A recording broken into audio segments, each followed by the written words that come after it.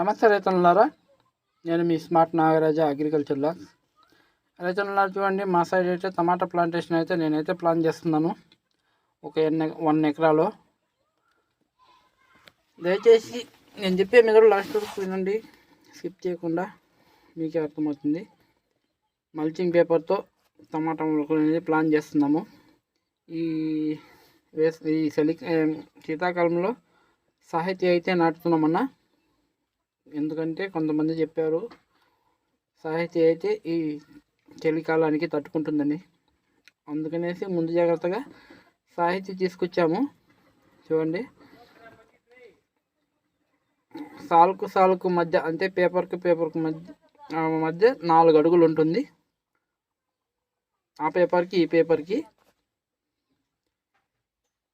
మధ్యలో అయితే ఒక 2 అడుగులు ఉంటుందన్న.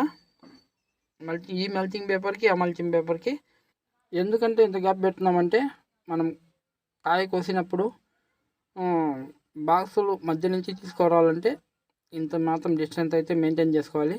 ఇంకో విషయం అన్నా, ఇప్పుడైతే నాటున్నాము సాహిత్యం, ఇవి పిహెచ్ఎస్ వాళ్ళది.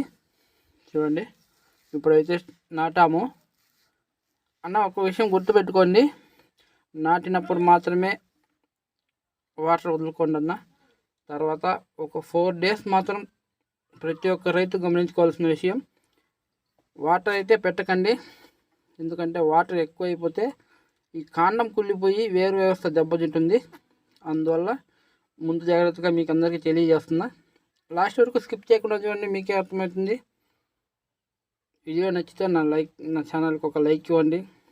కొంతమంది రైతులకి, తెలియని వాళ్ళకి తెలియజెప్పండి, షేర్ చేసి. సబ్స్క్రైబ్ చేసుకోవడం మాత్రం మర్చిపోకుండా, ఎందుకంటే ఇలాంటి వీడియోస్ మీకు అప్డేట్ ద్వారా తెలియపరుస్తూనే ఉంటా. దుక్కిలో మాత్రం డిఏపి వేసుకున్నాను. ఇప్పుడు 3.19 అనేది వదిలాను. చూడండి, 3.19 అయితే డ్రిప్పులో వదులుతున్నాను. గన్లో, స్ప్రేయింగ్ గన్లో